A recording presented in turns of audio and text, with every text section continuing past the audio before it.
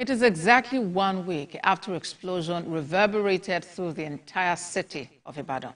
And the tragedy has left the people, survivors and residents grappling with the emotional scars of loss.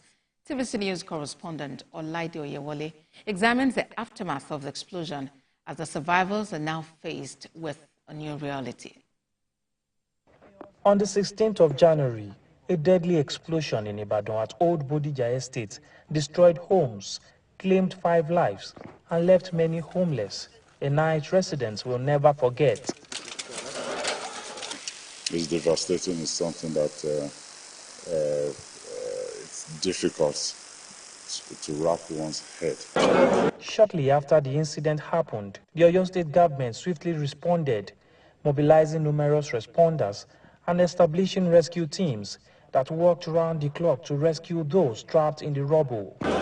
Reflecting on the incident, survivors say it's a day that will remain in their memories.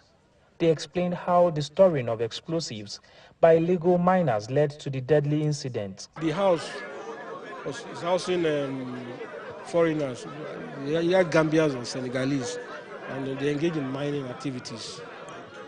So definitely they had explosives in the building. Among the people that are resident here, they are tenants. So they are the one that is illegal miner and they are storing the explosive illegally. Governor Seyi Makinde afterwards announced the provision of temporary accommodation and other forms of succor for the displaced and promised to bring the perpetrators to book. Rest assured that all that were involved directly and indirectly in bringing this tragedy upon us will be brought to book. 1 week after, the fear and shock are still evident in the faces of the residents, as the street once bustling with life now tell a somber tale, as remnants of shattered lives and dreams now lay in the wake of the blast. Exactly 1 week has passed since the explosion shook the entire city of Ibadan, and the memory still remains fresh in the minds of the survivors and residents of the Old Bodija Estate. An entire residence that used to be a pride for its owners is now in a shadow of its former self.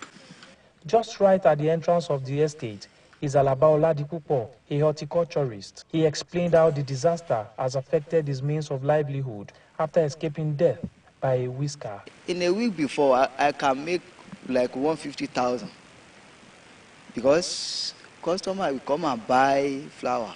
I will sell my flower vase. I will go and do work for site, everything. So nothing, nobody come and call me. I no see customer, nothing.